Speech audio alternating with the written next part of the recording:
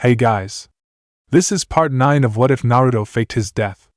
Hit like and subscribe if you like this one, and also please check the author in the description. Let's start.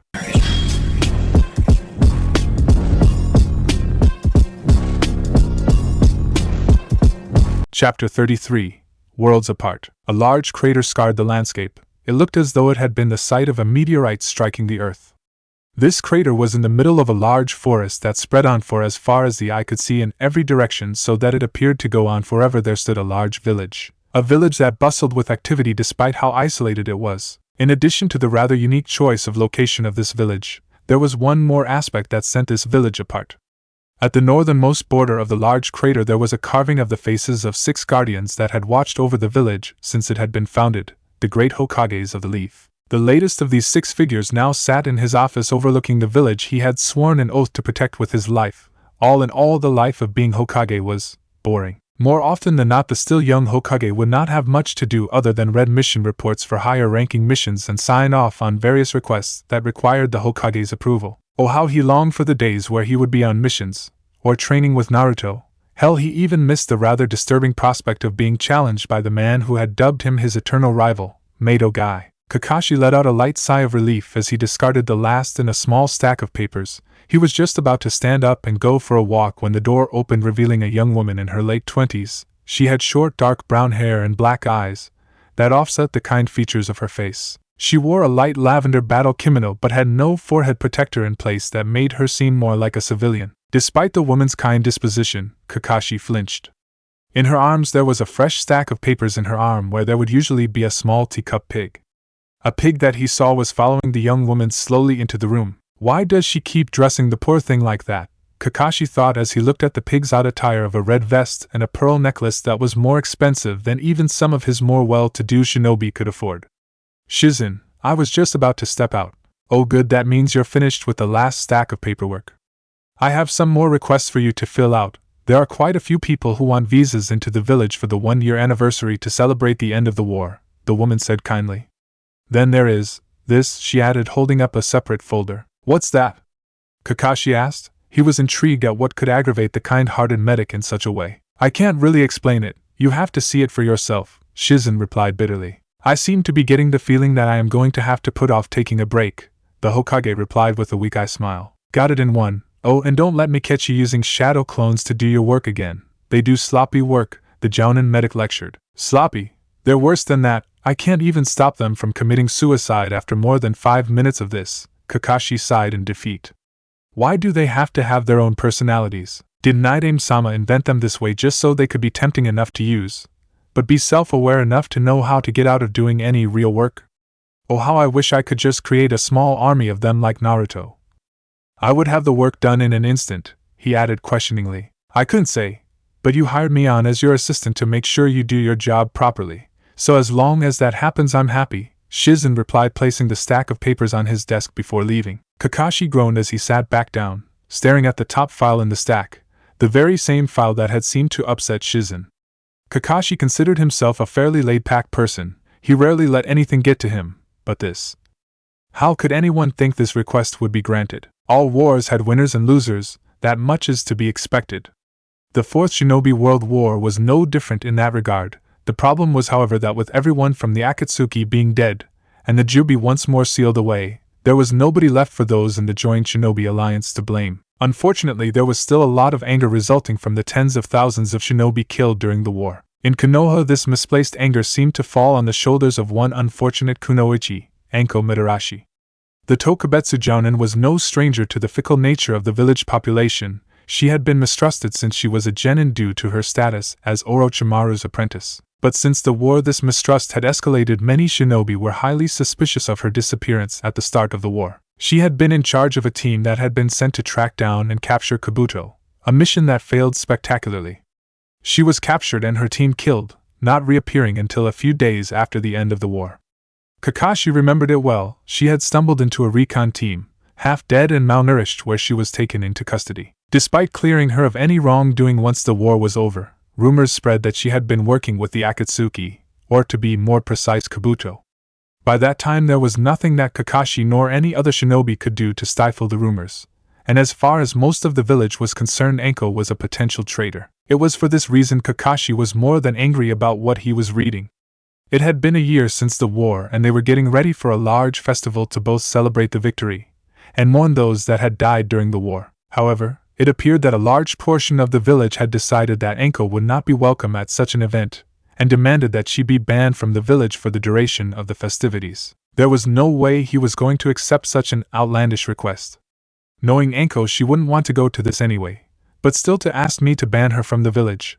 I would be within my rights to send everyone that signed this request straight to Ibiki and Anko in the T&I department, the silver-haired Hokage thought. In fact, the only thing that indeed prevented him from doing so was that with the sheer number of people that had signed the petition, it would drastically reduce the productivity of the department for months. Nico, I want you to bring Anko here, she deserves to see this. Kakashi said, apparently to no one. A cat-masked Umbu appeared from the shadows around a couch. She had long purple hair and wore the standard Black Ops outfit. Kneeling in a deep bow she to show her respect. At once Kakashi-sama, she said, in a perfect business-like manner before disappearing in a leaf shunshin. Kakashi looked at the rest of the stack of paperworks, now feeling less motivated than ever. Oh, it would be so easy to just watch them burn away. Despite his reluctance and anger, the Hokage forced himself to get to work. When the door opened a few minutes later, Kakashi was surprised to see that it wasn't Anko but his old pupil. Sakura-chan, it's been a while, would you like a mission? Not really, I've been busy at the hospital so I don't really need the money, the kunoichi replied. I was actually hoping we could talk about something. Kakashi raised an eyebrow in surprise. Sure thing, I have a few minutes. I am expecting someone, but until they arrive I'm free to talk. I was wondering, have you heard anything from Tsunade-sama? I've tried asking Katsuyu but the slugs aren't telling me anything, Sakura said. She was genuinely worried about the lack of a known whereabouts of the former village leader. I wouldn't worry too much about Tsunade-sama, Sakura-chan. But to tell the truth, I have no idea where she is right now. The last time I received a message from her she was in a village to the north of Iwa, but that was over a month ago, Kakashi answered honestly. Sakura didn't look all that comforted by her former sensei's response. It's just she has been gone for so long, and without Naruto-kun around anymore. I don't know, it just seems like the village is not the same anymore. Kakashi sighed. He understood how she felt, having reacted in a very similar way after the loss of Obito and Rin. I miss him too, Sakura-chan, but life goes on. You can't let yourself live in the past. I just still don't get it. It's been a year now and I still can't understand why things ended the way they did. I mean, they defeated that thing together. Then they just turned on each other instantly, Sakura replied. I can't answer that. Only Sasuke and maybe Naruto could. There is no way that I could tell you why Sasuke tried to kill Naruto once they had resealed the Jubi, the Hokage said calmly. It's just hard to believe they're both gone, the Pinkette said, a few tears bordering the edges of her eyes. The anniversary of their pair's death was bringing up some unwelcome emotions from the young medic. If only you knew the truth, I bet you would be out there following after Tsunade-sama, Kakashi thought, feeling sympathy for the kunoichi. It's alright, Sakura-chan. Would you like some time off work until you're feeling better? Sakura shook her head. She had no desire to take time off from the hospital. She enjoyed the life as a medical kunoichi far too much. No thank you. I just wanted someone to talk to, she answered with a weak smile. Kakashi paused and thought for a moment. Maybe you need a new team. It's unlikely that you and Sai will be given a new member in Team 7. Besides Yamato has returned to Umbu. Oh well, I guess it wouldn't be so bad. But I'm happy just filling in with other teams that need a field medic on missions, Sakura answered. Kakashi sat in reflection. I wonder if His thoughts were interrupted as the door opened, and in walked a kunoichi in her mid-20s. She had her dark purple hair pulled up into a high ponytail that fanned out at the back. She wore a long tan trench coat, and not much else, her top consisting of nothing but mesh body armor. She also wore a burnt orange mini skirt and a black belt. On her feet she wore black combat sandals and metal shin guards. Yo, Kakashi-sama, what did you want me for? She asked, her arms folded behind her head as she lazily entered the room. Oh, you're busy with Pinky, should I come back? No, Anko, it's fine. Kakashi replied with a nice smile. The kunoichi reminded the Hokage of a certain other brash, and sometimes disrespectful shinobi. What did surprise Kakashi, and not in a good way, was the less than friendly expression on his student's face. Not you too, Sakura-chan. I had thought that you may have made a good partner for Anko, but it looks like I'm going to have to think of someone else. I should go, Kakashi-sensei. Mitarashi-san, I do hope we don't see any more of your handiwork in the hospital. Sakura said, sounding distinctly cold towards the relatively carefree Anko. What can I say? People need to respect a kunoichi's personal space. Besides, I didn't do anything permanent, have I, Pinky? Anko replied, her smiling features faltering slightly. The pink-haired kunoichi scowled in response. Not due to a lack of trying, I am sure. I bet you would make more friends if you didn't threaten half the village. I'm not going to try and play nice with people who have already judged me. I'm not like the Gaki, Anko scoffed. Gaki? You know, our precious little foxy hero, went and got himself killed fighting that traitorous Uchiha without backup, Anko said, her smirk returning knowing that she had hit a nerve. Why you, Sakura? Enough, Kakashi said firmly, seeing the situation begin to dissolve. I will not have you fighting in my office. Now I need to speak to Anko, so I'm sorry but you need to leave. Sakura was red-faced in anger but took a deep breath to calm herself. Right, sorry sensei, I'll be going now, she said. With one last angry glare at the purple-haired infiltration specialist, she left the office. Did you need to rile her up like that? Kakashi asked once his student was gone. Oh, sorry Kakashi-sama, I guess I couldn't help having some fun with her, Anko replied. Despite her tomboyish, overly familiar attitude, she always had great respect for the title of Hokage. Hiruzen Sarutobi, the Sandaime Hokage, had been a great support for her after she had been used and discarded by Orochimaru. By bringing up our dead teammates? Kakashi replied, trying to impress on the snake mistress of the gravity of what she had said. Anko's head fell in shame as she remembered just who Naruto and Sasuke-sensei had been. I'm sorry Kakashi-sama, I didn't mean to. Yes you did. Kakashi cut her off sternly. But I understand, things haven't been going great for you lately. I am willing to overlook this. Anko seemed to find her feat incredibly interesting, finding it hard to look at the silver-haired Hokage. Thank you Kakashi-sama, but I am sorry I took things too far. Ma, it's alright. Now we should get down to business. Here, look at this, the Hokage said, tossing her the offending folder. Anko looked puzzled but read over the folder, her features becoming more and more sour the further she progressed. Why are you showing me this? I don't need to be told how much I am disliked. I put up with it after Orochimaru left, and I can put up with it now. I'm not trying to upset you, Anko, but you needed to see this. I refused to accept their request, of course, but I wanted to know if you wanted me to do anything about this.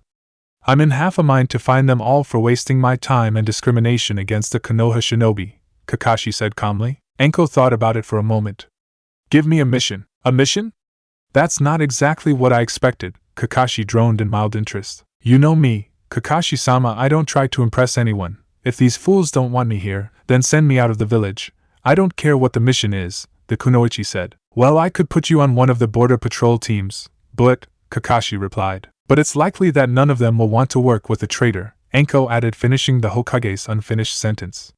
In the village it's fine because Ibiki is too smart to listen to those ignorant assholes that spread their fucking rumors about me. Well, I more or less agree with you. The only real option I can think of is to give you a 3-month training mission, Kakashi replied. Sounds good to me. When do I leave? Anko replied eagerly. Well, it's not so straightforward. Training missions require at the very least a 2-man cell, Kakashi replied. Anko was not perturbed by this. Great, I'll go get Naichan. Kakashi sighed and shook his head. You know as well as I do that I can't assign a mission to Karinai. She has a young child and can't leave the village. Well then who, apart from Naichan, Ibiki and yourself? Pretty much everyone in the village hates me right now, Anko scoffed, a little angry. She's right, I had thought of Sakura-chan, but after seeing how they reacted, I don't think that's a good idea anymore. The question is, who could I trust with this mission? Kakashi thought, taking a minute to come up with a good alternative. There is actually a kunoichi who I think would be well suited to go with you. I can assure you she won't have a problem with you. Anko seemed kind of intrigued. So who we talking about? You gonna give me one of your precious umbu? If so, I want Nico. I could use some kenjutsu training. Sorry Anko, but Nico has to stay here. It's too hard to replace a bodyguard that trustworthy. Actually, I had thought of Hinata Hyuga, the scarecrow replied. You mean the Hyuga heiress that had a problem with stalking your blonde Gaki? Anko laughed almost disbelievingly. Kakashi couldn't help but laugh at the rather blunt assessment of the blue-haired Hyuga. Yes, she has completed more missions than any other Chunin since the war, and only ever stays in the village long enough for the minimum required rest days. But she is still a very kind young woman, and would never take unfounded rumors seriously. She could learn a lot from you, I think. When do we leave? The kunoichi asked. You go get Hinata and I'll fill out the mission request form myself, then you can go, Kakashi informed her. Alright, you got a deal. I'll be back in no time, Anko smirked. Without waiting to be dismissed, she vanished with a shunshin. Now to find me a Hyuga heiress, she thought when she reappeared, appearing on top of a large building in the center of Konoha. Anko summoned several small snakes and sent them off around the village, making sure to stay out of sight while they searched for Hinata. With her summons searching for her target, the kunoichi decided to relax and wait for her snakes to do the work. It was almost half an hour later that a small green snake returned to her. I found the target, Anko-sama, the snake hissed. Where? She asked. In a training ground to the south. She is alone, the snake reported. Alright, good job, thanks, Anko replied before the snake puffed out of existence. Not long after that, Anko soon found the young kunoichi. Hinata was just leaving a training ground, so she decided to follow her. For almost 10 minutes Anko watched Hinata from the shadows. She's well liked in the village, I guess that's what you get for being a Hyuga princess. Hinata turned down a quiet alleyway and stopped. How long are you going to follow me, Mitarashi-san?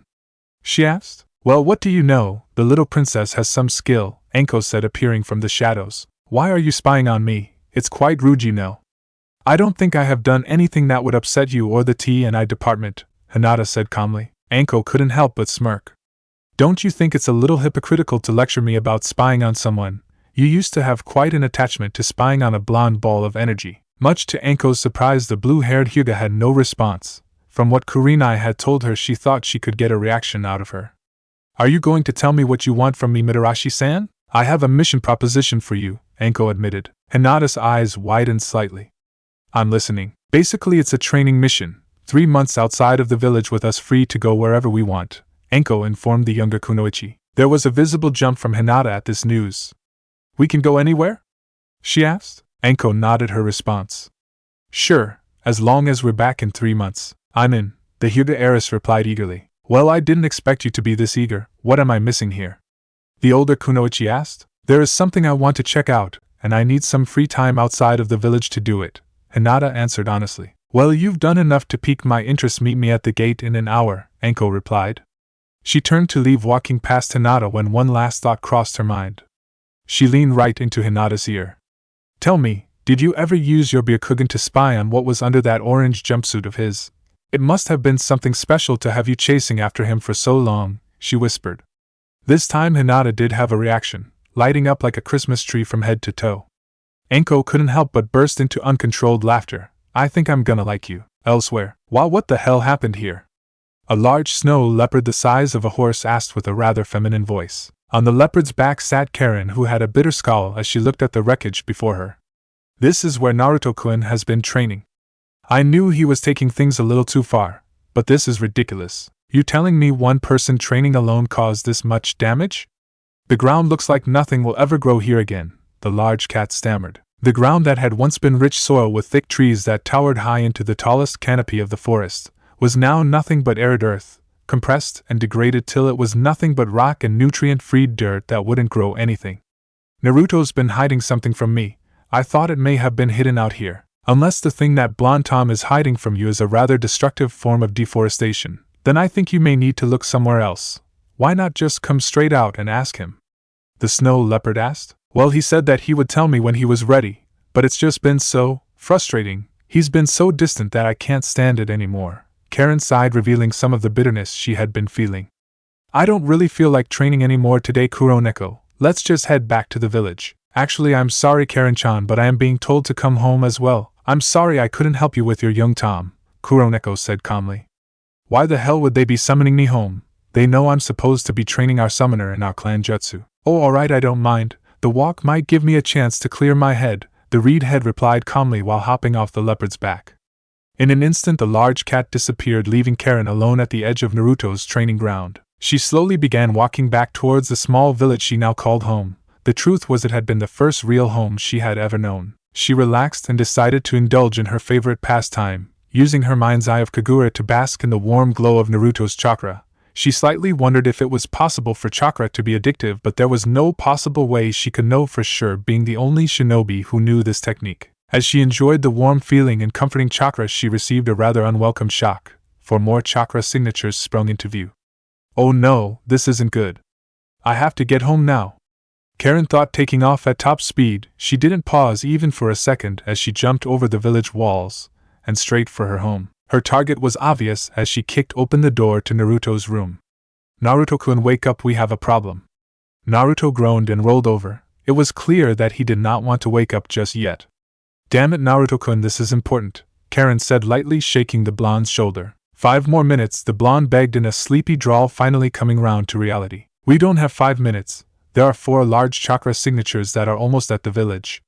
We might have to defend ourselves, Karin said urgently. This seemed to be enough motivation for the blonde, who sat up, his eyes still half-lidded from sleep and his hair a complete mess. Karin couldn't help but giggle as he sat there still for a moment, as if still asleep. You're right, one of them has a lot of chakra, but the others are not much higher than an average genin, he said, quickly hopping out of bed. Karin froze when she saw that all he was wearing were a pair of black boxers. She stood there in a daze, as if trying to sear the mental image into her mind forever, as the blonde quickly pulled on some black pants and a dark blue shirt with burnt orange edges at the arms and neck. With one last yawn, he pulled his messy hair back in a way that resembled Jiraiya and finally began to take in his surroundings. He fought the urge to blush when he saw that Karin had been watching him change with an absent look in her eyes, but passed it off. All right, I'm ready. But we should try and keep a low profile until we find out what these guys want. Karin didn't respond. She was still far away in fantasy land, where her relationship with the object of her thoughts was, as far as she was concerned, going far better at this point in time. She was rudely brought back to reality when she felt a light touch on her shoulder. Huh! She jumped in surprise but relaxed when she saw it was just Naruto. Naruto sighed, smiling his fox-like grin. I said we should keep a low profile, until we can find out what these guys want, or until they go away. Oh yeah, good idea. Should we go to the gate? The redhead questioned. Truth was, she was a little frightened, not that she couldn't defend herself, or that Naruto was unable to do the same. She was scared that their new little home was going to be targeted. The people here were completely innocent, and she wouldn't want them to suffer because of them. Naruto had to think about this. No, I think we can sit back for a bit and wait. Whoever is on gate duty this morning will alert the town when they see them coming, he said eventually. Alright, I guess if we're trying to keep a low profile, we wouldn't want to draw any unnecessary attention to ourselves, and it would be suspicious if we knew they were coming before they're even here, Karin replied with a nod. Well, it's almost lunch. Why don't we go grab something to eat and wait, see what happens? Naruto suggested. I guess that sounds like kind of a stupid plan, all things considered, he added, rubbing the back of his neck in embarrassment. Karin grabbed his arm and began leading the blonde out of the room. Actually, that sounds nice. It won't take much time. We could both be at the gate in an instant if things go badly. Naruto smiled as they walked downstairs, arm in arm, heading for their kitchen. I guess, so what do you want? It's probably too late for me to make a proper breakfast. Anything is fine. Something quick and simple would be better. That way, if the worst happens, you don't waste anything we might want later, Karin answered. Well, that rules out ramen then, the blonde laughed. I don't know how you still have any ramen left. The redhead giggled, knowing that barely a week went by where Naruto hadn't indulged in at least one meal of his beloved noodle broth. Let's just say I made sure to buy a lot before we left, Naruto laughed.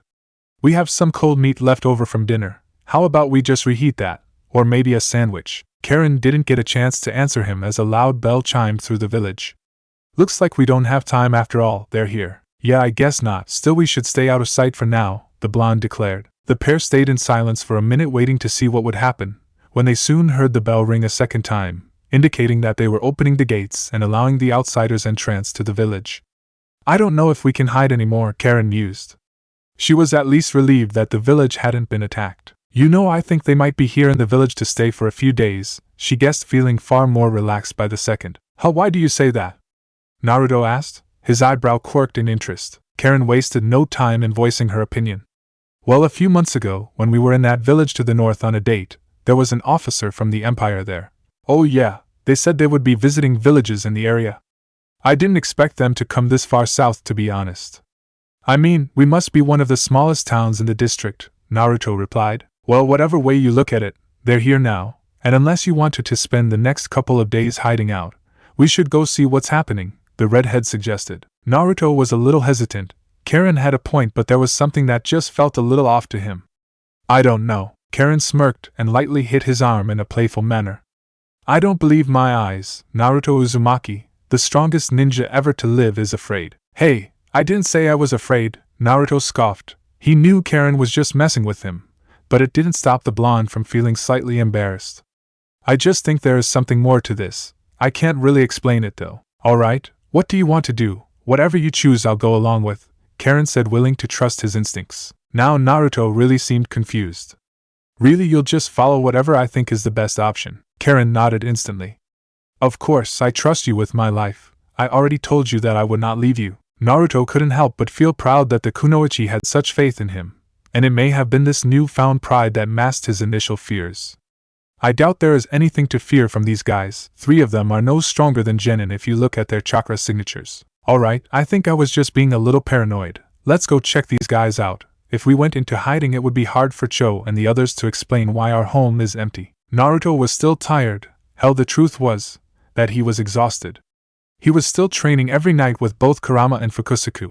Although his progress was rather varied, the one thing that stayed the same was his chakra exhaustion that he accumulated on a nightly basis. Anyone else would be out for days, but with the fox's help and his knowledge of senjutsu, the blonde would recover completely after a decent sleep, a sleep that had been interrupted out of necessity. The disheveled blonde let out a loud yawn as he exited their home, Karin casting him a partly worried sideways glance. On the streets, a few of the older townsfolk were slowly walking past.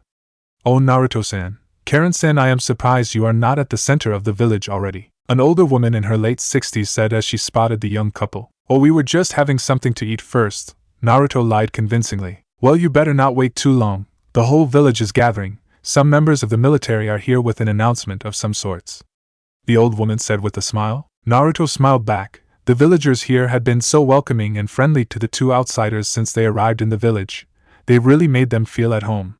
Then we should head there right away, right, Karin-chan? Right, she agreed readily. Chapter 34. Hiding in plain sight. Tetsu and his team stood in the center of the small village. The most prominent thing they could see in almost every direction was a large wall. The younger rusty-haired shinobi glanced around, taking in the buildings that had been recently repaired, the defensive outposts at the gate, and various places on the wall. You know, this village is a little different. I agree, Tetsu hummed as he assessed the villagers, who were quite nervous as they waited for the rest of the villagers to arrive. This wasn't exactly a rare occurrence. In the past, when members of the military came calling, it rarely ended well for the smaller villages. He grimaced slightly as he considered the fact that for a select few that he had already given invitations to, that for them this time would be no different. The military officer was approached by a man with a large afro. He gave Tetsu a respectful bow. It's a pleasure to have a squad from the military here in our tiny village.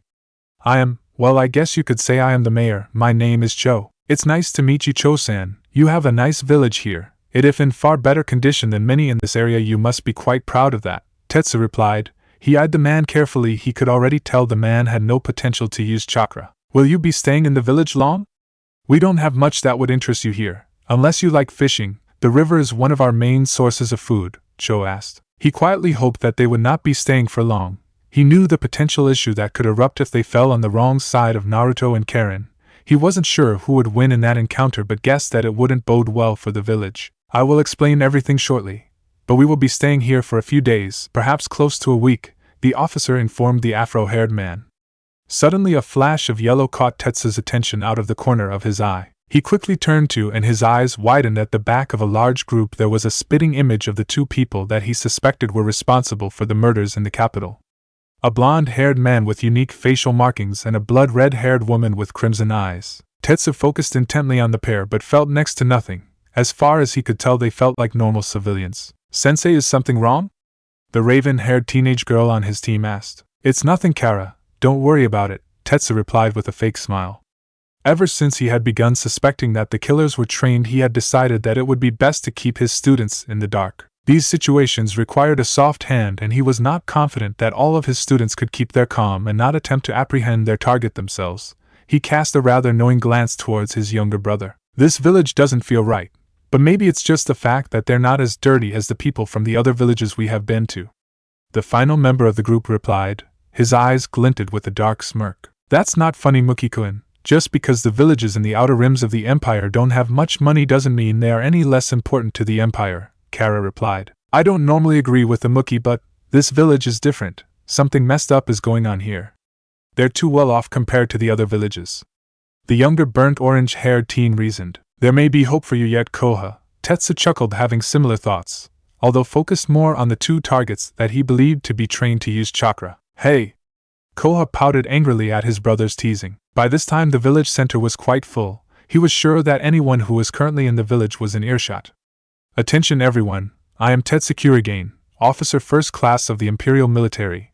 Tetsu spoke loudly, pulling the village's attention onto him. You might be confused as to why my team and I are here in your village. In order to gain some insight into the lives of those that live in the outer regions of the village, we have been going from village to village in this district to see how the Empire might make your lives easier. For a few people there will be invited to the team placement tournament, and will be staying under the care of the 13th Guardian Gajara. I hope that you will all be welcoming during our stay. How do you decide who gets to go?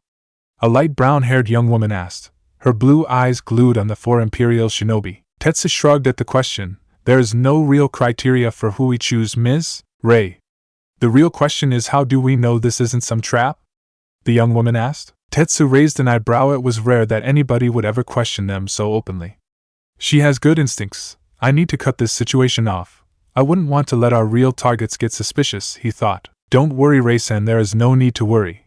But if you're really so worried, then you don't have to come, although it would be a shame if anyone turned down a once-in-a-lifetime chance to see the best and brightest of the next generation coming through the ranks of the military. Ray didn't look totally convinced, but she couldn't think of any real concerns she could voice at the time. Very well, but tell me, where will you be staying while you're here? There are not many spare beds in the village, she questioned. Well, that is a good question. We will attempt to get to know some members of the village before we decide that aspect. I'm confident that you and the people of this fine village will be inviting to us. If not, we each carry a field tent, so we will be comfortable regardless, Tetsu answered. In the crowd, Naruto and Karin remained calm, actively suppressing their chakra. What do you think? Naruto asked, turning his attention to Karin. Well, it seems legitimate enough. The only problem I can see here is that neither of us will be able to train for a few days, Karin answered calmly. But if that means you can't go sneaking out every night, almost killing yourself, she added, feeling a little better. Naruto knew she was right. He had been going out at night to burn off some steam and his frustrations about his growing feelings for the kunoichi standing beside him. Yeah, you're probably right. Slowly the large crowd began to disperse, and Naruto decided that it would probably be for the best if he returned to his house as well. Come on, Karin-chan, we never got to grab that bite to eat. Karin nodded and readily grabbed the blonde's arm in her own. Sounds like a plan to me. Tetsu watched the pair leave out of the side of his eyes. He didn't want to let them know that he was onto them. The princess was quite clear that she wanted to be the one to kill the ones responsible for the deaths of the gang members in the southern capital. Several hours passed, with Tetsu and his team heading to various homes, talking to the locals and learning more about their lives. During that time he had found rooms for all his students, among the villagers 1 student per household, but he had neglected to ask for a room for himself since that time. Naruto was, for lack of a better word, bored. He couldn't train. They had enough meat for a week, so he didn't need to hunt.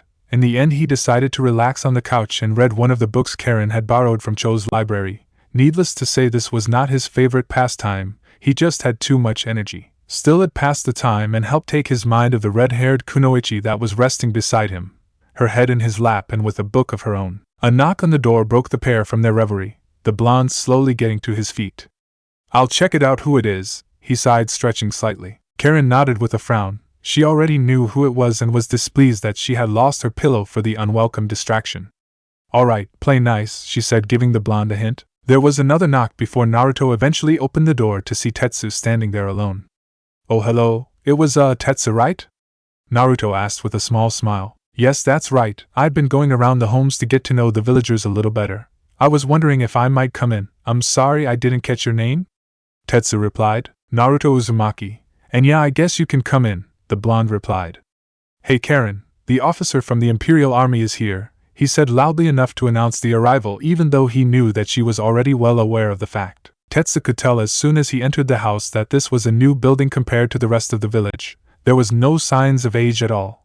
There were brand new tiles on the floor at the entrance where they would take off their shoes, and the floorboards were unworn and unmarked. This is a new home, he said, deciding that there was no point in hiding it as it was so very obvious. Naruto nodded. Yeah, I built it myself. I guess you could say that's my job around here, among other things. Well, if that's the case, you have done a fine job. This is a home worthy of one of the inner districts. Only the quality of some of the finishing products differ, Tetsu complimented honestly. I can only work with what I have.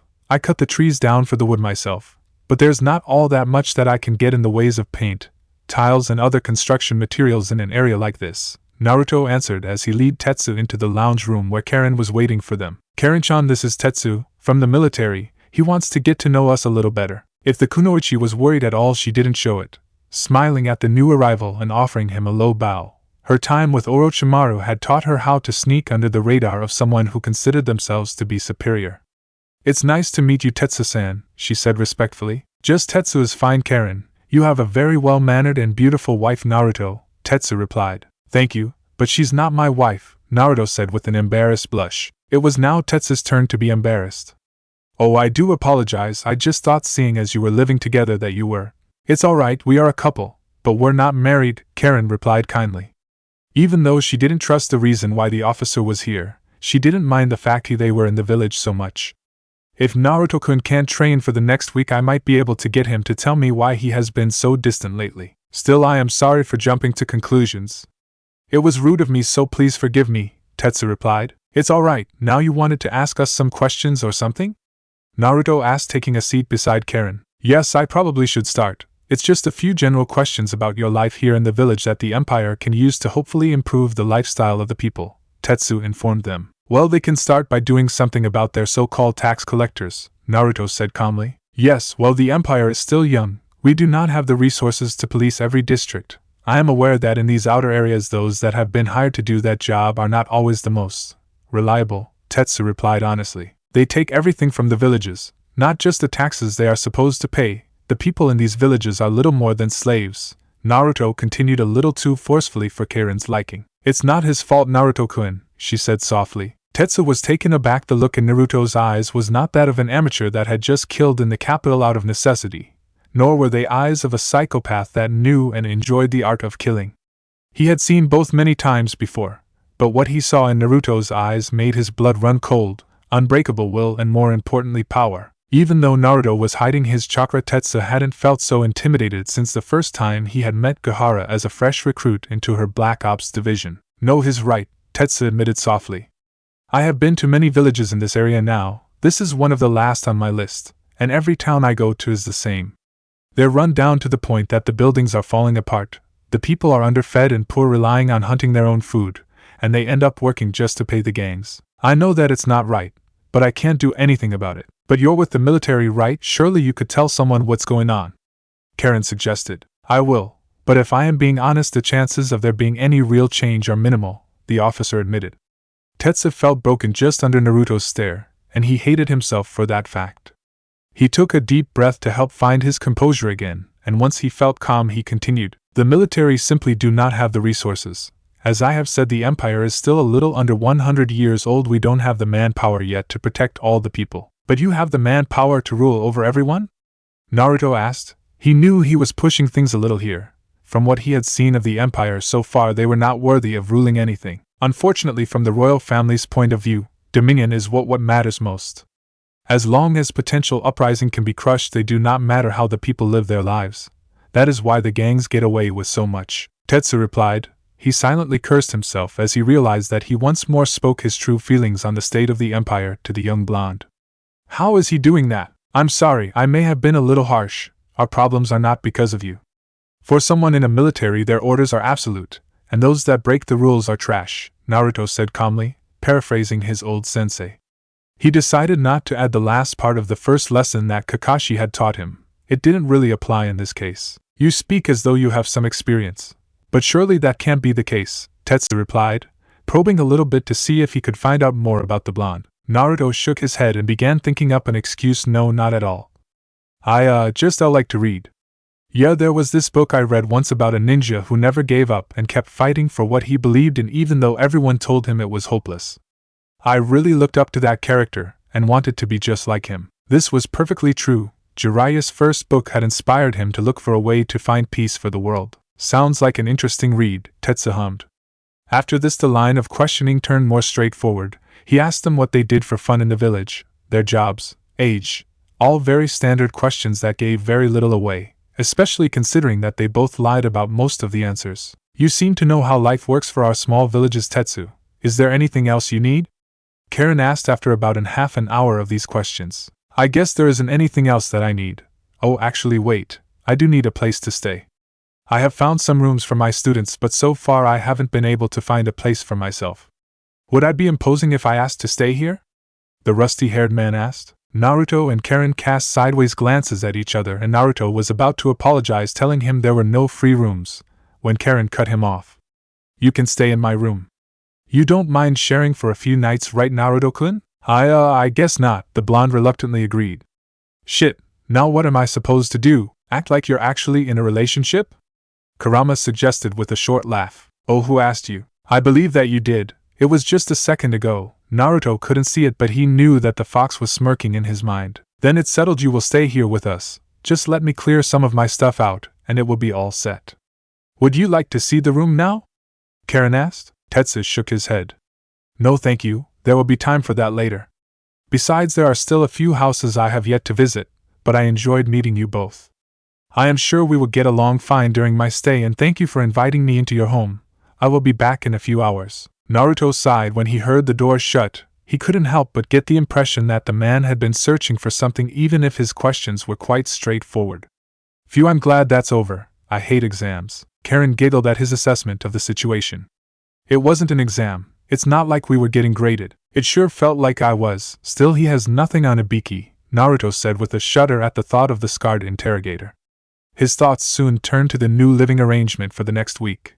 Did you have agreed to have him stay here? I know the easiest way to avoid suspicion is to be cooperative, but nothing, him staying here doesn't change anything, unless— Karin's voice grew a little unsteady as she drifted off, mumbling the last part. Unless what? He questioned, honestly a little worried. Unless you don't want one to share a bed with me. I can sleep on the floor if you insist, but if that's the case, at least tell me why. She said, her eyes beginning to tear up.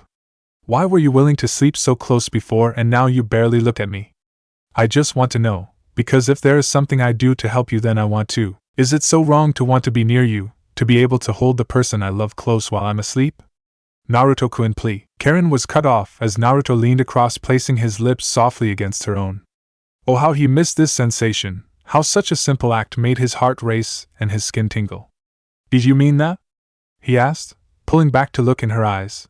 Do you really love me? Karin nodded. She was pouting slightly due to the end of the short kiss. Of course I do.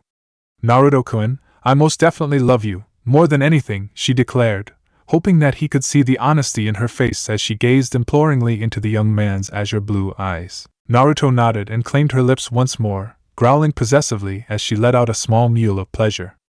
Naruto had switched his mind off. To hell with the consequences, he had already decided that Karin was the one months ago. His hesitation had given way and he was now on autopilot, as his right hand slowly traveled up the curves of her hip, slipping under her cotton shirt, and over her smooth, lightly toned stomach and up onto her soft breast. Karin was in a similar state of mind as she had begun undoing the buttons of Naruto's shirt so she could trace her fingers down his well-defined abs. She moaned as she felt him lightly flick his fingers over her thinly covered nipple, and was well aware of the heat now radiating between her legs. Their tongues slid over one another in a continuing struggle for dominance, being played out like a ballet as their movements often perfectly mirrored each other as they swirled. Drunk on their lust, the two teens were in their own private world. Nobody else existed to them but their partner. Then in an instant, both of their worlds were unceremoniously shattered. Yo, Naruto, do you have a minute? A most unwelcome call came from the door. Ugh, it's Tenji, Naruto said, gazing towards the door. He and the middle-aged man had become quite good friends over the past few months. Tenji and Cho would often help Naruto with the village repairs.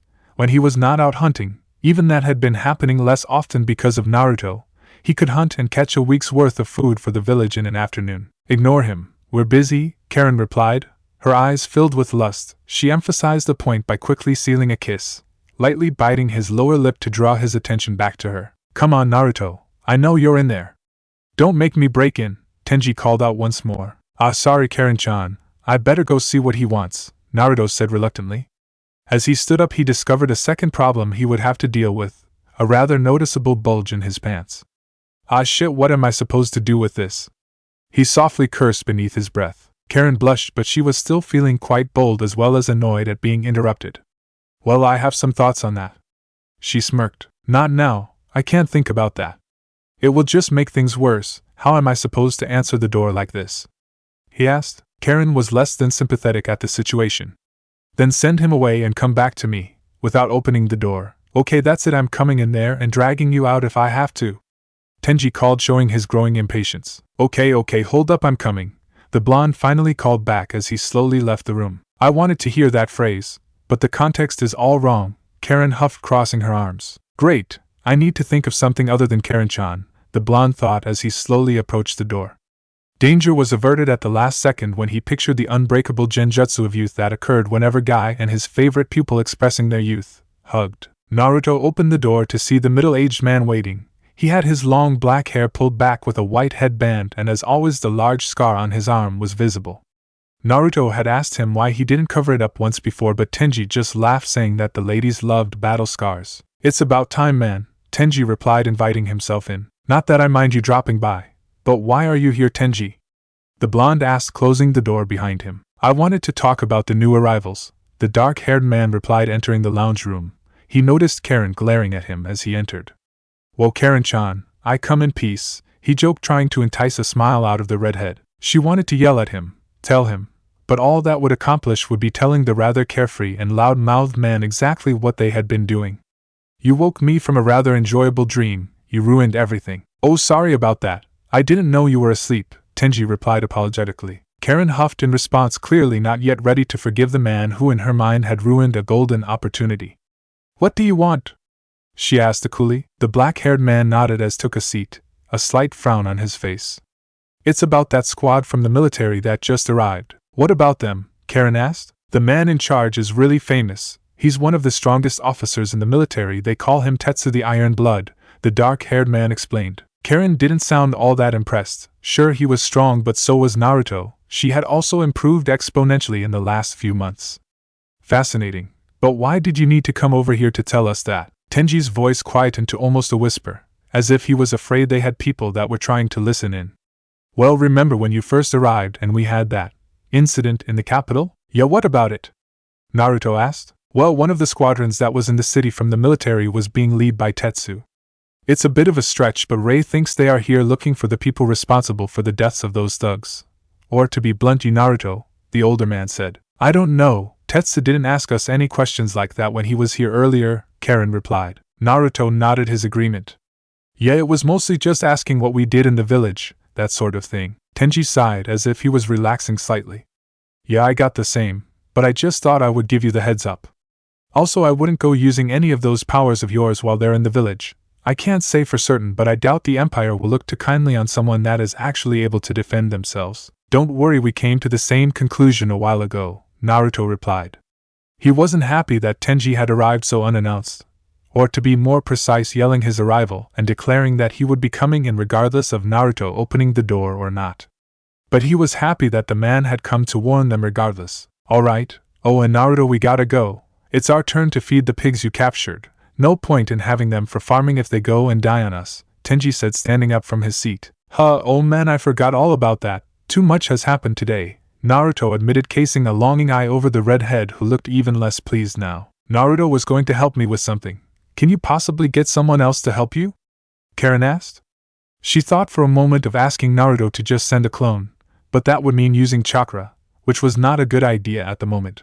Sorry, Karin-chan, they're not tame yet, so the normal villagers could get hurt. Besides, it's a two-man job. Whatever it is, I'm sure Naruto can help you afterwards, Tenji answered. Oh yeah, before I forget, the bar's on tonight. You two coming? Aren't you getting a little sick of trying to get me drunk? In all this time I have never been more than slightly buzzed, Naruto replied. Therein lies the challenge, my friend, the dark-haired man said, wrapping an arm around the blonde's shoulder. If you had no reaction at all, we would probably stop trying, but now we know it's just a question of quantity and potency. We can't just give up. What would future generations say? He added. Probably nothing, because records aren't kept for alcoholics, Naruto deadpanned. The dark-haired man laughed and gave the young blonde a pat on the back. Oh, where's your adventurous spirit, boy? Think of the bragging rights. To be able to say that I was the first man to get the great Naruto Uzumaki drunk of his face. Not to push the semantics here, but wouldn't the bartender be the one that got me drunk? Naruto questioned. No, that's not how we are remembering this, Tenji ordered while leading Naruto out of the room. But it hasn't even happened yet. How can we remember something that may not ever happen? The blonde reasoned. He was slightly confused by the older man's joking, but he enjoyed Tenji's company nonetheless and was always willing to play along with his games. That's defeatist talk right there, Tenji laughed as they exited the house, Naruto closing the door behind them. So you coming? he asked suddenly, a little more serious, but still in a light-hearted tone. Yeah, alright, someone has to keep an eye on you.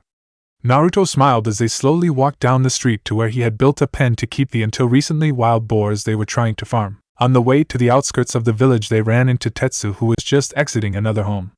Oh Naruto, Tenji, I'm surprised to see you both. Your homes are on the other side of the village, the officer said honestly. Well, it's a small village, Naruto pointed out. That's true. But you seem to be in a hurry. I hope my team's arrival hasn't inconvenienced you at all? Tetsu asked. Tenji shook his head in denial. Oh no, not at all. It's an honor to have members of the Imperial Army stay in our tiny village. It's nothing major, just our turn to feed the pigs and Naruto forgot, so we're running a little late. I see, most of the other villages we have been to did not have farms. I guess it's the advantage of having walls to keep out unwanted trespassers, Tetsu said, analyzing the thick village walls. Yeah, we had been working on them in secret for years, just so we could erect them in a short period of time. Tenji lied convincingly as he discovered that Tetsu had obviously decided to join them as they fed the boars. They talked a little more, with the officer seemingly interested about every little detail of their lives.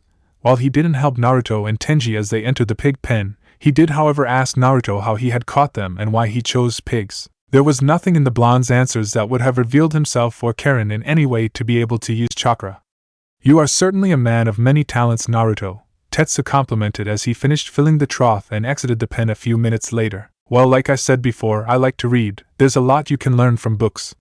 There was a lot you can learn from years of experience, as a leaf shinobi as well, but Tetsu didn't need to know that. Alright, looks like we're done here. I guess I'll see you tonight, Tenji. Is there something happening tonight? Oh, you mean the little get-together the village has once a week. Several of the other villagers told me about it. Do you mind if I join you? Tetsu asked politely.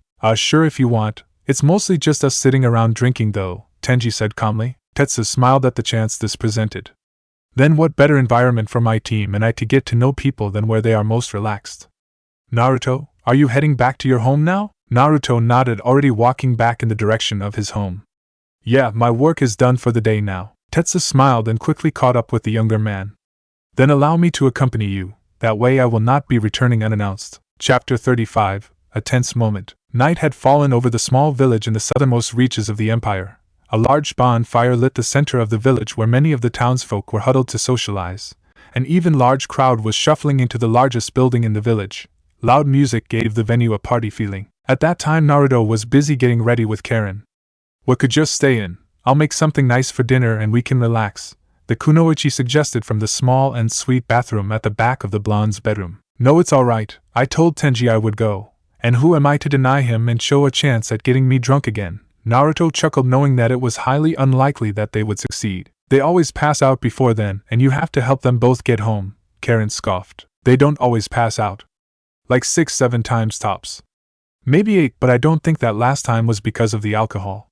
Because almost everyone was sick that night, the blonde mused with a small smile. We have been here about 13 weeks and that's almost half, Karin replied with a deadpan. Naruto shrugged. As long as they didn't hurt anyone, who was he to deny his friends a night to unwind once a week? They like to relax. That's not exactly my fault. Yes, it is.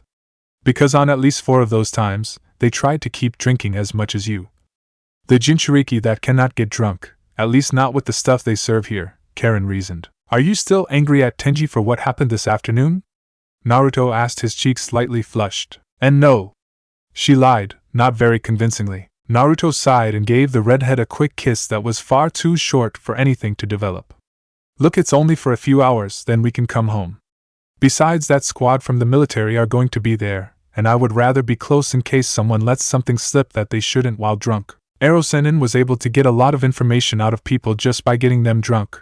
I swear he had an immunity to the stuff just like I do. Alright, fine, now you better get out so I can get changed, the kunoichi sighed. Naruto nodded. He decided that he too would be better off if he grabbed another top as well.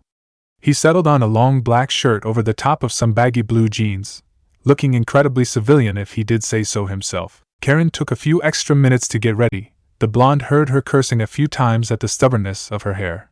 Don't worry about it, Karin-chan. You will look amazing regardless, Naruto called back honestly. You're just saying that to make me feel better, Karin replied, as she stood in front of the bathroom mirror brushing the unruly side of her hair. No matter how many times she was smoothed it out to match the other, it would instantly spring back into its previous position. That's not true at all. I love everything about your beautiful red hair, even the messy half.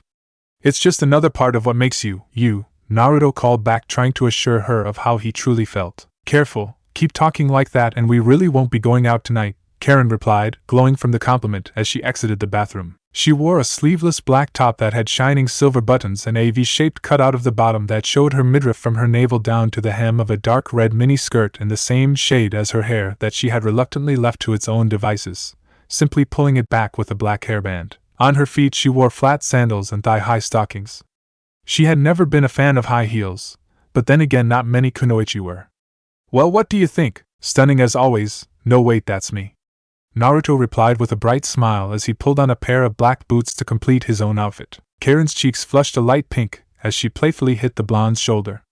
Smartass, she said with a smile of her own at the blonde's teasing. Come on, Baka, I bet Tenji is already there with Cho, and we wouldn't want to make them wait. Just as Karin had predicted, when the young couple entered the makeshift bar, Tenji and Cho were already there, a large drink in their hands. They were not alone, however. Tetsu had decided that he would join them at their usual table and was animatedly chatting away as they took their seats. Ugh, I guess this means we're late, huh? The blonde asked, rubbing the back of his neck in mild embarrassment. Damn straight you are late, Tetsu joked, slapping the young blonde on the shoulder and passing him a large flagon. Well then, what did I miss? Naruto asked, fully ready to indulge his two friends. Well, Tetsu here was just telling us about some of the weird things he's seen while working for the Empire, Cho said calmly. The afro-haired man was not as calm as his best friend. The presence of members of the military in his town was not a reason for him to celebrate. Weird how? Karin asked, her curiosity piqued. Well, that's a hard question, Tetsu replied. I have seen so many things, it's kind of hard to explain. To most people in the Empire, even the powers that are wielded by the members of the military are weird. While for others they're mysteries, things that can't be explained. So which do you prefer? Karin asked. Tetsu laughed, taking a large drink from his flagon. The mysteries, of course. I already know how the military techniques work, so I hardly find them interesting anymore. But you find something that has no easy solution, and to me that is weird. I believe there is some logic behind everything, so finding something that I don't understand is a real weird occurrence. What could possibly be weird to someone like Tetsu the Iron Blood? Tenji joked in a light-hearted manner. Well, there was a mission I was given when I was first selected into a Black Ops squad. We were investigating a murder in the main capital. The house was locked up tight from the inside, not a single way in or out, but somehow the culprit had been able to get in, kill the whole family of a well-respected military officer and the man himself, then escape without breaking anything. Tetsu replied. Easy. The culprit was a clone who was let in. He killed his targets, then locked the house up before dispelling, making it look like they had killed themselves. Naruto thought. It was not worth the trouble to voice his opinion, though. It was a murder-suicide. The killer was one of the victims, Cho reasoned. Tetsu nodded at his reasoning. Yes, that is what my superior declared it as in the end. But I always thought it was a little suspicious. The weapon thought responsible for the crime didn't seem worn enough to me. After all, Gajara doesn't need a blade to kill her victims. Her control over the wind is more than enough. It was no coincidence that she was given his position after he had died, he added as an afterthought. They discussed possible ways for a murderer to get into and out of a house without leaving a trace of how they entered for a while, each idea proposed by one of the members of the table quickly shot down by the officer. I give up. Tenji whined after almost an hour. As I said, it was weird. Tetsu chuckled at the scarred man's reaction. They continued along the same lines, each different case or mission containing something that you could only be able to explain if you had any detailed knowledge of how to use chakra. Each time Naruto made sure to keep quiet, and it seemed that the others of their small group were of similar mind. Tenji huffed, a few hours later, making a show of finishing his drink before crossing his arms defiantly. Okay, what else you got? I want to get one of these, damn it, Tetsu hummed as he discreetly glanced over at Naruto in his peripheral vision. I shouldn't waste any more time. If I let this go on too long, I may not be able to get the information I need. Hell, if I keep drinking like this, I may forget that I even want it. Well, there's one that I got a little over 3 months ago. It was in the southern capital, actually, he said, checking the blonde for a reaction only to be disappointed. Naruto used all his determination not to react. He knew where this was going and refused to give the man anything that he might be able to use to point to him as the killer. It seemed that everyone at the table had the same idea, nobody showing any signs that they might know what Tetsu was talking about. A mystery so close to us here. I do hope it is nothing too serious. Cho said, his cool calm response causing everyone to relax that little bit more. Well, it was a murder, so I guess you would call it serious. 2 members of a local gang were working in a store run by their organization, mostly as a front to shake down anyone stupid enough to enter without being a member of their gang. Tetsu replied, once more trying to bait the blonde. Sounds like they had it coming then. Probably some rival gang retaliating for some reason. Bunch of thugs, the lot of them. Hell, to be honest, I hope they all kill each other. Tenji scoffed, his face a perfect mask. Well, I dare say that they did deserve what they got. But that wasn't the whole story, Tetsu spoke honestly. The real weird part came about with how they were killed. 2 very powerful attacks that shouldn't have been capable from anyone other than an officer in the army. Yet there were only 2 teams in the village at the time, and I know for a fact the leader of the other squad would not kill someone in such a way. And even if he did, why would he bother hide it? Officers in the military are free to kill anyone they deem deserves it in the outer reaches of the Empire, Cho replied. His voice was calm but still held the hint of an accusatory tone. Tetsu frowned at the statement, but if he was being honest, Cho was right. It's not that black and white, we have our own protocol, but in this case you're right. There is no reason for anyone in the military to justify killing members of a known gang. Besides, I know the other officer, and this was not his style. There was nowhere near enough blood for that. Not even close. So maybe there was an officer in the village you didn't know about. It is possible that it was a black ops operation you didn't know about, Tenji guessed. Tetsu shook his head. That was my initial thought, but I asked for confirmation from my superiors and was told that there were no missions in the south, and there have been no members of the military go AWOL in years. The last ones that tried did not last long. So basically you are looking for someone that can't possibly exist. That is a mystery. Naruto chuckled. He was pleased with how everyone had been able to keep their cool, so much so that he failed to suppress a small smile from forming on his lips. Yes, it's like whoever was responsible just vanished into thin air, Tetsu sighed. I know it was you, Naruto. I just know it. Everything about you screams that fact. Still not a bad poker face though. I would put him at a middle-ranked officer, but I still can't get a full read on the extent of his abilities. The conversation soon turned to a more upbeat topic. The hours passed with everyone laughing and drinking. The 3 shinobi were by far faring the best with the amount that they had been drinking, but as midnight was fast approaching, even Tetsu and Karin were now quite buzzed. Ah man, it looks like Naruto still isn't drunk, Tenji wailed in a slur. If Naruto was being honest, he was a little lightheaded, but he wouldn't consider himself drunk, certainly not enough to be anywhere near slurring his speech. Yeah, well, at least one of us has to be up to do all the work, as you're both clearly going to be sick tomorrow, Naruto said, his lip curling up into a smirk. You don't know that. Asterisk kick, Cho replied. No hesh, right, weary gonna be useless in the morning. Tenji laughed, his head drooping slightly as his consciousness was slowly beginning to fade. I think it's time I called it a night as well, Tetsu said. As he stood up, it took him a few moments to find his balance. This night really backfired on me. I had hoped that with everything they had drunk, he would have lost some measure of control. I have never seen anyone drink so much, and not even be remotely affected, he thought, slowly stumbling towards the door. Good night, I'll see you all tomorrow, I'm sure. Naruto watched as the officer stumbled out of the now nearly empty bar that now only held their table and a few remaining stragglers. You ready to head home? He asked Karin. Yeah, I don't think I am faring all that much better than they are at the moment, Karin huffed weakly. Naruto stood from his seat and waited for the kunoichi, who almost fell as she attempted to follow him, grabbing onto Naruto's back for support. Carry me, Naruto sighed and knelt down in front of the redhead. Alright, hop on. No, carry me like a princess, she protested with a pout. Naruto laughed but found her cute pout adorable. Without warning, he swooped down and picked her up. Happy now? He asked while the kunoichi wrapped her arms around his neck. Karin nodded. Her movement was excessively large due to her inebriation, and she almost lost her glasses. Good, now take me to bed, she giggled. Sure thing, Heim. Any other orders for me? He asked with a small smirk. Not right now, but give it a minute and we'll see, Karin replied, biting her bottom lip seductively. I would love to indulge you, but we have a house guest and I don't know if that would be a good idea, Naruto asked as he carried her out bar and down the road towards their home. He knew that Cho and Tenji would be fine getting home by themselves. My room is at the opposite side of the house. Besides, he's had just as much to drink as I have. No way he's going to hear anything, Karin replied.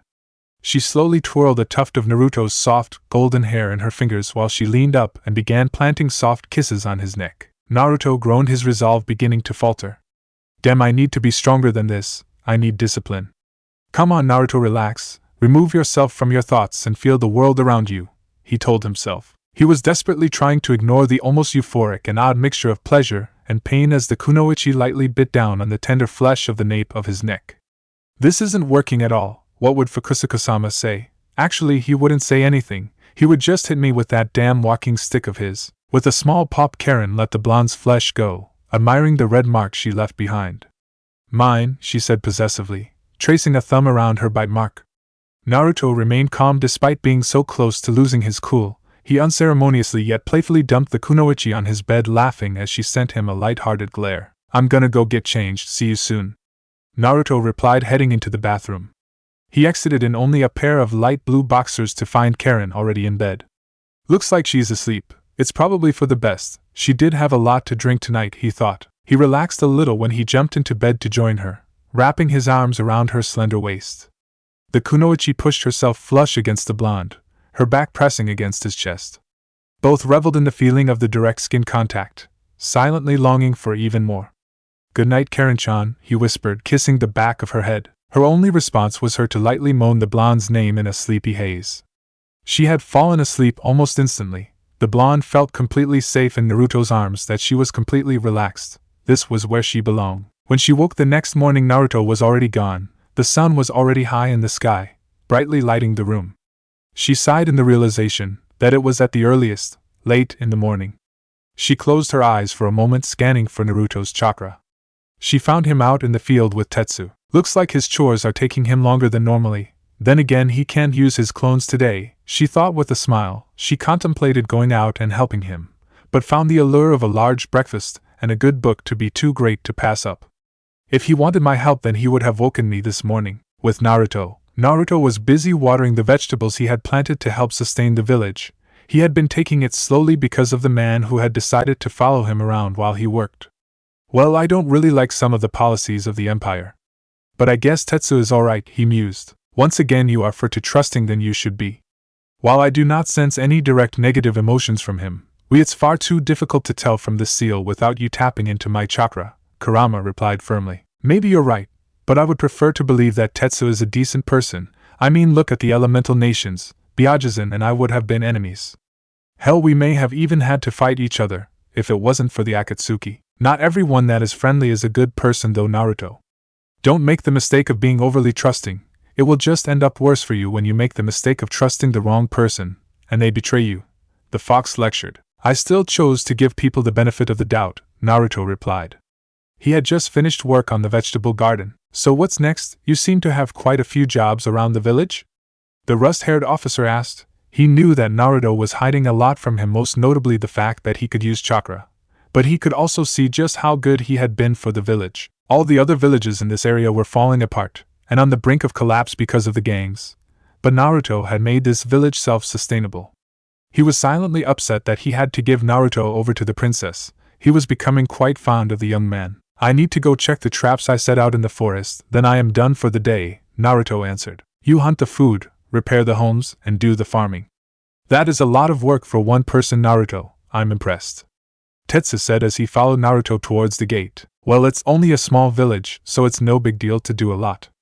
Lots of people in the village need to leave in order to work and make money for the village to pay its taxes, so I help out this way, Naruto explained. Still though, surely you could pass some of these tasks on to others?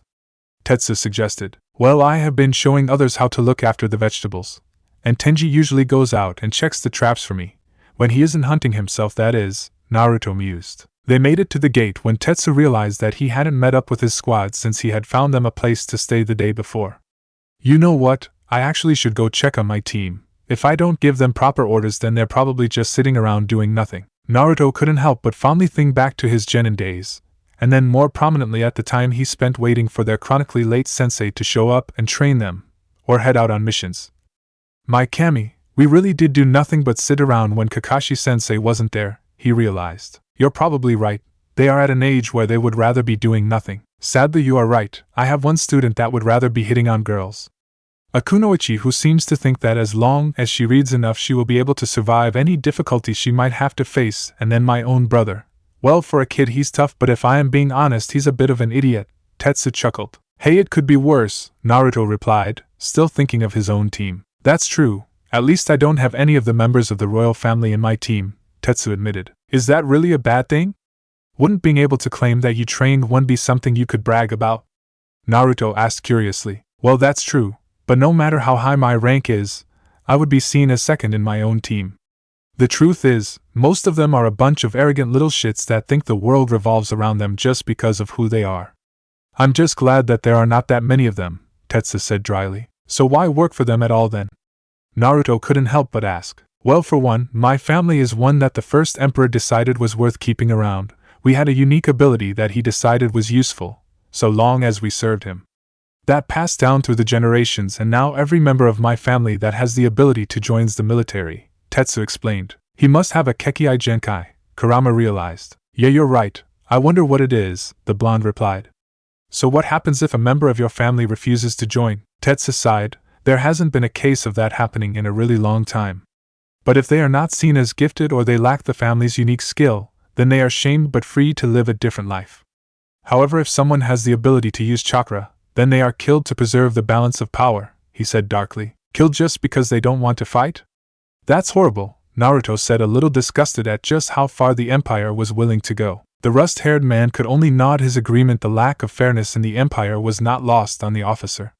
Yeah, it is, but that's the world we live in. Nobody can compete with the power of the military. We do our duty, or we die. It's as simple as that. This must have been what that old snow leopard sage was talking about. I could stop this. I could save these people, Naruto thought, his anger at the Empire reaching a new height. Don't be a fool, Naruto, Kurama roared. I know you are strong, and together we may even be the strongest being alive. But you are still just one man. You cannot fight a war all by yourself. You need to be far more careful when dealing with the Empire. You don't even know what they are capable of yet. Naruto nodded, calming himself down. He knew it wouldn't do him any good to fly off the handle here. He had no idea where he would go anyway. You're right, I'm sorry, Kurama. Don't be sorry, just be smarter. Well, you really make it sound like most of the people in the military are there against their will. Isn't the royal family afraid they might, rise up against them? The blonde asked. Not at all, you have the wrong idea. The Empire treats the ruling class, and by that extent military, incredibly well, so much so that most people don't even care about the process that it takes to be recognized as a fully fledged member of the Imperial Army, Tetsu explained. How? I don't follow you. What do they have to go through? I thought your team just graduated from the academy, didn't they?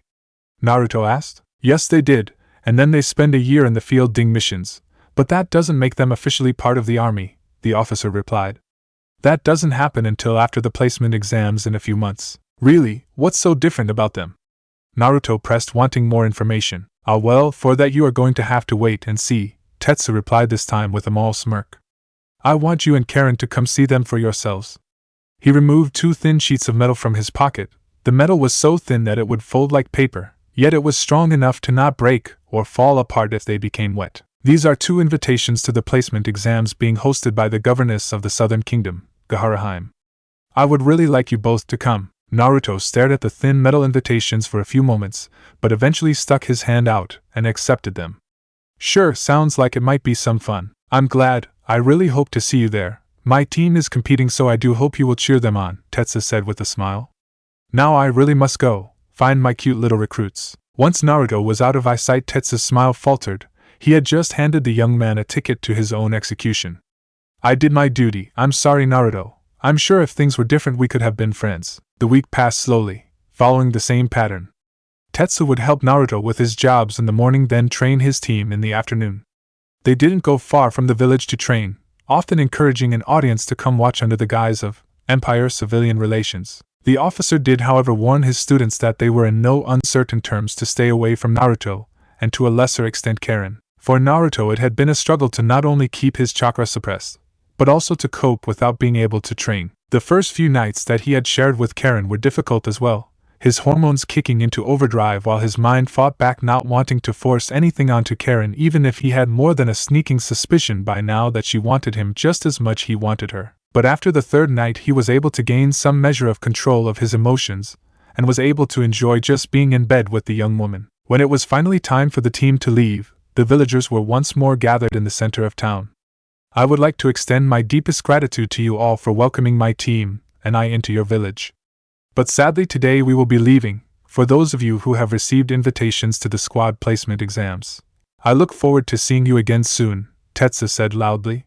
It was only a short speech, but then again they were not in the village for a long time. The villagers all remained silent as they watched the small four-man cell leave. It was almost like they had been holding in their breath since the moment they arrived, because once they were well and truly out of earshot the villagers seemed to come alive again. There was an almost party-like atmosphere in the village. So sensei, where to next? Koha asked. That village was odd. They were friendly enough I guess, but they just seemed really guarded. More so than anywhere else we have been, I mean. You're just imagining things, Koha. They were just a little concerned that we would punish them for building a wall around their village to keep bandits out, that's all, Tetsu replied in a half-truth. He was sure their attitude had more to do with the enigmatic blonde. He had tried quite a few times to get a read on the blonde's real strength, but he was quite skilled at keeping his chakra hidden, to the point where if he didn't know that the people he had been looking for could hide their chakra, then he wouldn't have believed that Naruto could use any at all. I guess that is a reasonable worry. I mean, their village was far better off than really anyone in this district. Even in the southern capital they are in more poverty. Shame there were no pretty women our age. Although if I was just a few years older, there was that redhead that sensei was staying with. I have never seen hair like that before. And the blonde Ray, but she was so cold she could freeze ice. The well-groomed student, Mookie said matter-of-factly. Maybe she just didn't like you. Kara, the only kunoichi in the group, suggested, earning a laugh from most of the group. Anyway, you didn't answer my question, Koha said bitterly. Oh, and that was? Tetsu asked, playing dumb. What village are we going to now? The younger brother yelled in frustration. Oh, actually I think we're done, the officer said calmly. There is no point in going to the remaining few villages now. I found the one responsible, he added in thought. Really, we get to leave this place and stay somewhere that the hot water will last long enough to have a proper shower? Kara asked, hope in her eyes. Tetsu nodded with a smile at the eagerness of his pupils to leave. They have to live like this all the time, and these kids can't stand it for the 2 months they have been out here on this mission, he thought, feeling a little bit of sympathy for the way these people lived. Yeah, I was thinking we could finish our training at the Southern Palace, seeing as that is where the placement exams will be held. Alright, finally we can focus on training instead of playing nice with peasants, Koha cheered eagerly. The older brother frowned slightly at his brother's assessment of what they had been doing, but put it down to him simply being excited that they would soon be focusing all their attention on training. Don't be too happy, I'm not going to go easy on you. You will have to be strong if you want to survive the exam. Sensei? The young kunoichi spoke a little tentatively, almost afraid of the answer. Yes, Kara? Tetsu replied in a light-hearted manner. I was just wondering why you warned us not to go near the blonde man you were staying with. He seemed like a nice enough person, the kunoichi pressed. He is a nice guy, isn't he? But Gajara-sama has taken an interest in him, and she set this mission up for the sole purpose of meeting Naruto, the rusty-haired officer replied. He was a little melancholic about giving the blonde the invitation. He had considered returning to the princess and telling her that the one responsible would be in the group without giving specifics. But he had a job to do. He never failed to complete a mission. Wait, are you saying that he was the one responsible for the murders in the southern capital? Koha asked. He was already turning back towards the small village to capture their target. We should go capture him. We will be guaranteed a good squad if we capture him. Tetsu grabbed his brother's shoulder, squeezing firmly to stop his advance. We will do no such thing. This is exactly why I told you to stay away from Naruto. We have to be desecrate, lure him into a trap and then take him out. Down here, this far away from the main empire, if we were to lose track of Naruto, then it would be almost impossible to locate him again. But by inviting him to come watch the placement exams, he will be surrounded by officers and even a few members of the royal family. It will be impossible for him to get away. Heh, that is pretty smart, and I sensei, Koha agreed. Tetsu smiled and nodded, glad he had diffused the situation. I would rather not go into the fact that they might not survive a confrontation with Naruto. If I wasn't so sure it was him that I was looking for, then his little act would have fooled even me. Chapter 36. These days are numbered. Tetsu once more stood in front of Gahara's palace. The fields surrounding it were filled with older officers sparring and running battle simulations. The rest of his team were waiting a few feet behind him, hoping to receive new orders. They had been greeted by the same member of the royal family as last time, who had since gone to inform the princess that the rust-colored hair shinobi had arrived. Man, this is taking forever. There is less than 2 months until the exams, and we are standing around doing nothing. Can't you give us some training exercises to do while you go meet the princess, sensei? Koha sighed in frustration. Patience is a virtue, Koha. We are still on a mission, and it doesn't end until the report has been given to your commander. You will need to learn this if you want to be part of a Black Ops squad, Tetsu lectured. The younger brother huffed in annoyance. He clearly didn't like his brother's decision. But we won't be allowed in anyway, so why not just let us go train while you report to the princess? He asked pleadingly. Because we are a team. We succeed, or fail as a team, and that means we report in as a team, Tetsu replied firmly. He wanted to make sure that his entire squad knew how he would run his squad, even if he may only be their sensei for just a few more weeks. Ah man, but we need to be ready for the exams. You told us how dangerous they are yourself, so we need to be prepared, Koha complained. Yes, they are. It will probably be the most dangerous thing you ever do in your career. But my job is to teach you how to be a member of the military, and that includes acting as a squad, the sensei answered with a hint of finality. Koha huffed, knowing that he was not going to change his brother's mind. So instead he started impatiently pacing around, while waiting for the member of the royal family to return. Oh, would you please stay still? Kara yelled after about a minute. Just leave him. If he wants to waste his energy like this, then all the better. He will be easier to deal with during our sparring session later, the last member of the group, Mookie reasoned. I don't care, it's annoying. It's not going to make the time go any faster. Besides, how much energy do you actually expect him to lose doing that? The kunoichi sighed. Mookie didn't have to respond as the door to the small palace opened and the dark-haired Shugo came out to greet them. Gahara-sama is ready to see you now, Tetsu. Tetsu nodded and quickly turned to his team. I shouldn't be too long, just wait here and I'll be back in no time. That means now wandering off, Koha. I'm warning you, little brother or not, I will write up a report for ignoring a direct order, he warned before following the royal family member. So what took so long, Shugo? Don't tell me she is torturing someone else for once. Not getting jealous, are we, Tetsu? The dark-haired man, Shugo asked with a slight smirk. You know me too well, old friend, Tetsu joked. The truth was she was busy finishing up her paperwork for the officers that are going to be in attendance for the exams. Just to warn you, it hasn't left her in the best mood. Shugo said a little more seriously. So what else is new? I'm guessing she's going to cut me up either way. What could upset her more than usual? Tetsu laughed half-heartedly. The truth was he did not relish the prospect of facing the princess when she was in a bad mood at all. In fact, he was terrified. The last time he had almost lost his arms and needed to be in the hospital for a week. Shugo shrugged. He seemed rather indifferent about the whole thing. It seems her daughter has decided that she will be attending. You mean the prodigy of clan that last year became the ruler of the 6th district, and 7th in line to the throne? I never understood why they don't get along. Well, other than her daughter being higher ranked in the royal family, Tetsu said a little hesitantly. Well, they do tend to try and kill each other at least once every few years. It's possible that might have something to do with it. But I have been wrong before. Shugo replied. I really don't get it. How are you so normal when your family is so crazy? Tetsu questioned seriously. Maybe it's because I was born without any real talent. I mean, you were able to defeat me when we fought to be squad captain when our sensei won promotion. They don't let you live something like that down when you're a member of my family, Tetsu. Besides, I have no desire to try and be the next emperor. Why would I want to try and risk my life for the possibility of having to fight to the death when Aji-sama kicks the bucket? Shugo chuckled lightly. They came to the door to Gahara's meeting chamber. Shugo gave his friend a reassuring pat on the back before turning to leave. Tetsu let out a sigh, knowing that he had just given him a silent signal that there would be medical attention waiting when he came out. The room was in better condition than the last time Tetsu entered the room. There were no deep cuts in the floor or walls that he expected. Gahara sat in a large throne, her snow-white hair falling around her shoulders and down her chest, making it look as though she was a light in the dark stone room. You've returned, Tetsu. I hope you have good news for me, she said. Tetsu gulped. The lack of the affectionate chan suffix she used was always dangerous. He knew he would either get out completely unharmed or in pieces. Yes, Haim-sama. I found the man responsible. The princess nodded with a small smile that gave the officer a glimmer of hope. And what? He asked hesitantly. This was obviously the wrong thing to say as a large gash appeared on his cheek and the wall behind him cracked. And tell me about him, fool! She roared, her attractive features twisted into an angry scowl. I don't want to have to repeat myself, Tetsu. Now tell me what you found out. Tetsu bowed deeply, using his bloodline to stop the bleeding, at least momentarily. Of course, Haim-sama, I apologize. The man responsible is a boy in his late teens, I would say 18, give or take a year or so. He's physically strong, and even without any chakra I would say he would be strong enough to take on new graduates. He could probably take on a small squad of them by himself. Without any chakra? Did you see him use chakra or get a good read on his skills?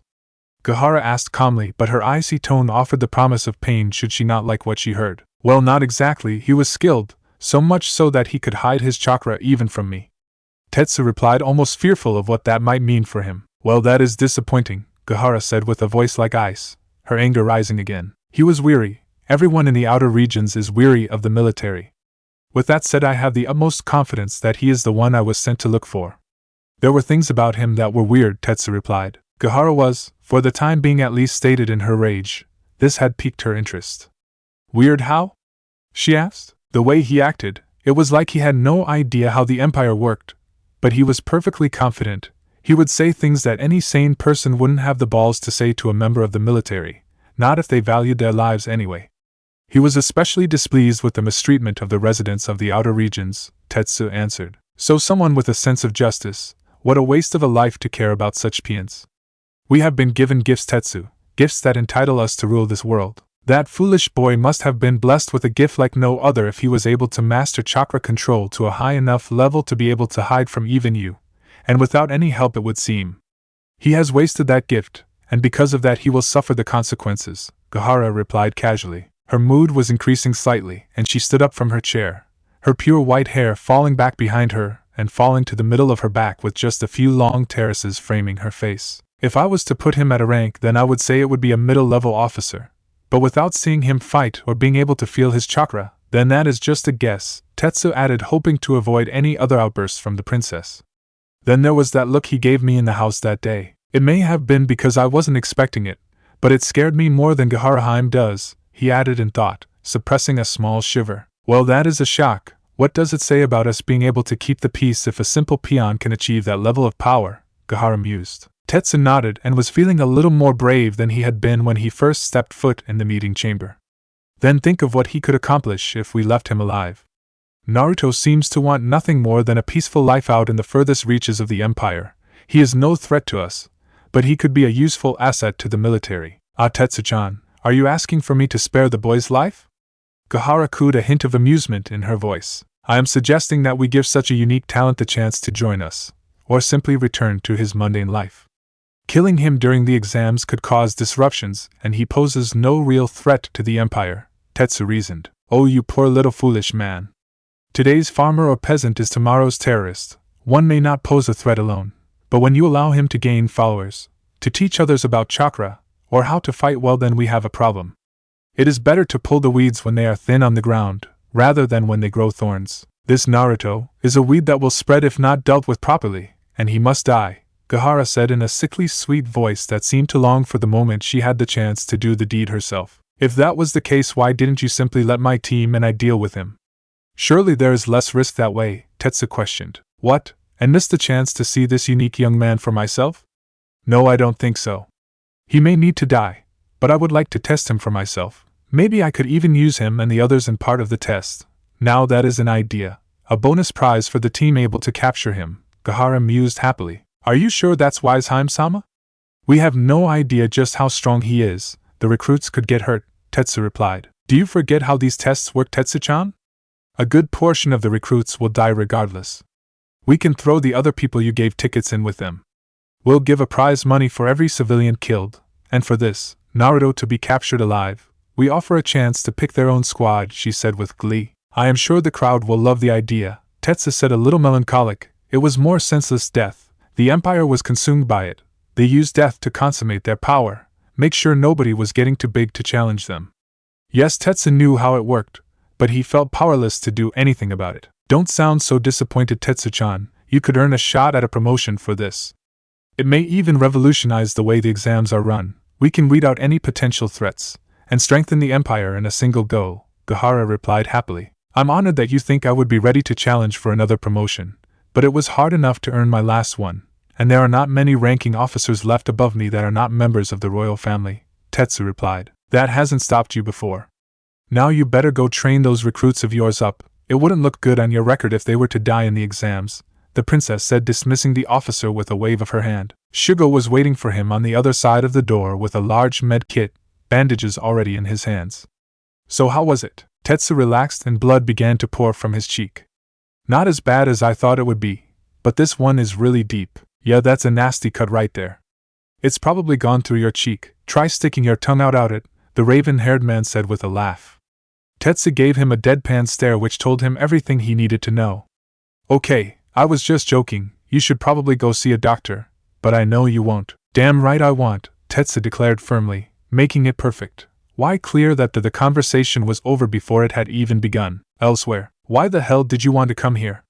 Anko asked skeptically as she looked across the still heavily scarred landscape that had been the site of Naruto's battle with Sasuke. To look for clues, Hinata said flatly, her Byakugan already activated. The land was barren, but grass had reclaimed the land that had been destroyed when the two former teammates and rivals fought for what would be the last time. Even if there had been any clues around here at the time, a year was almost an eternity when it came to finding someone's tracks. Clues for what? Anko queried. Hinata didn't particularly want to answer the snake mistress, but she knew Anko wasn't someone that she could just ignore. I'm looking for signs that could tell me where Naruto-kun has gone. Anko was mildly surprised. You're looking for Naruto, huh? Well, the search is over, he died. No, he didn't. He is still alive. The Hyuga heiress snapped back. You know denial is one of the stages of grief, right? Everyone saw his body at the end of the war. Tsunade-sama inspected the body for herself, Anko replied. Yes, then she conveniently went on a mission that had no time limit, Hinata replied. Yeah, but think about it, kid. She did the same thing when her little brother died in the Third Shinobi War. Even if she didn't lose it again, I happen to know the specifics of her mission, and she ain't looking for no dead Gaki, she's hunting the last member of the Akatsuki, Anko reasoned. What if it was a black flag, a fake mission to hide the real one? Maybe Kakashi-sama just didn't want people to know he was alive, Hinata persisted, still scanning the land for clues. You've lost it, little lady, the Gaki is dead. Do you think that little screw-up could possibly hide this long? He walked around in a fucking orange jumpsuit that was more recognizable in the forest than his teammates, fucking neon pink hair. Anko yelled, hoping to bring the young girl back to reality. Take that back, the younger Kunoichi hissed. Not gonna happen, princess. Your Hyuga servants might indulge your fantasies, but I sure as hell won't, Anko scoffed. For the first time in her life, Hinata could honestly say she was angry. Not she had gone past angry, she was livid. Who was this woman to insult Naruto like that, after all he had done? She ceased scanning the barren landscape and turned the full force of her dojutsu onto the snake mistress. Take it back, now. Oh, scary. But no, you're gonna have to do a little better than that, Anko scoffed, almost teasing the young Hyuga. It had the required effect. Hinata shot forward at Anko, crossing the gap between them in an instant. Of all that remained of the rookie nine, Hinata had improved the most over the last year since the end of the war. While others seemed to be relaxing and enjoying the peace after the war, Hinata had been practicing, improving every day in hopes that she would be able to find Naruto and bring him back home to Konoha. Anko, however, was one of the most experienced kunoichi in the village, and thanks to her training from Orochimaru, she was probably the most well-rounded fighter in Konoha except Kakashi, capable to competing with anyone in any field, or exploiting their weakness. She easily spun around the attack from Hinata and sent a wave of snakes towards the younger kunoichi. Hinata had been expecting this, and with her hands moving faster than the normal eye could see, began striking each snake as it came within range, effectively dispelling it. Well, not bad at all. I'm almost impressed, Anko said lazily, appearing directly behind Hinata. Hinata spun on the spot, but her hand went right through the spiky-haired kunoichi. Clone, she spat. Never thought I would see a Hyuga get tricked by Academy Jutsu, Anko laughed, nearly falling out of a nearby tree. Then again, you couldn't have been the sharpest kunai in the holster if you went and fell for the Kubigaki. Kid was the biggest idiot I had seen. It's a surprise that he even lasted as long as he did. What is wrong with you? Hinata yelled in response, tears forming at the edges of her eyes. Wasn't it bad enough that Naruto had died, and now she is mocking him? Mio, you know, I don't really play nice with people, especially those who can't see the truth when it's staring them in the face, Anko mused. Hinata frowned and again threw herself forward at Anko, who casually swung away to another tree. Each time Hinata would get close, Anko would simply put on a burst of speed to avoid getting close to the Hyuga. Men, all Hyuga are so predictable. All you need to do is stay away from them and they're useless. They think so highly of taijutsu they often ignore other areas, only learning a few defensive ninjutsu. Why don't you fight me? Hinata asked. She had never wanted to actually hurt someone before now in her life, but Anko was really pushing the right buttons. I don't see a need to, the older kunoichi replied casually. She was being extra careful to stay a fair distance away. You need to wake up, accept reality, princess. The Gaki is dead. He died right here at the end of the war. You're looking for answers that do not exist, and you're wasting my time, and your own. Think hard about Naruto. Do you really think he could keep all that chakra of his hidden for a whole year? Not one sighting of anyone that looks even remotely like him. And don't tell me he could disguise himself, because even his henge had whisker marks. He's probably the most recognizable, well-known shinobi in all of the elemental nations now. Hinata couldn't think of anything to say in retaliation. Anko was right. She knew Naruto just about as well as anyone, except maybe Sakura, Kakashi and Tsunade. And everything the snake mistress had said about Naruto was true. He couldn't suppress his chakra for a whole year. And if he had just been off hiding somewhere, there would have been some sort of rumored sighting of him by now, she was sure of it. This time tears really did start to fall from her eyes, as an unwelcome realization struck. Hinata felt her knees go weak and she began to fall, only to be caught by Anko, surprising the younger kunoichi. I'm sorry, princess, I know what he meant to you, and I didn't mean any of those things I said, but you needed it, Anko said sadly. Hinata openly wept in the older woman's arms, with Anko feeling sort of uncomfortable. This was really more of Kurenai's thing, but Anko could tell that Hinata needed her at the moment. First, to stop her living in a dream, and secondly to help her through it, give Hinata an outlet for all the pent-up frustration, anger and sorrow.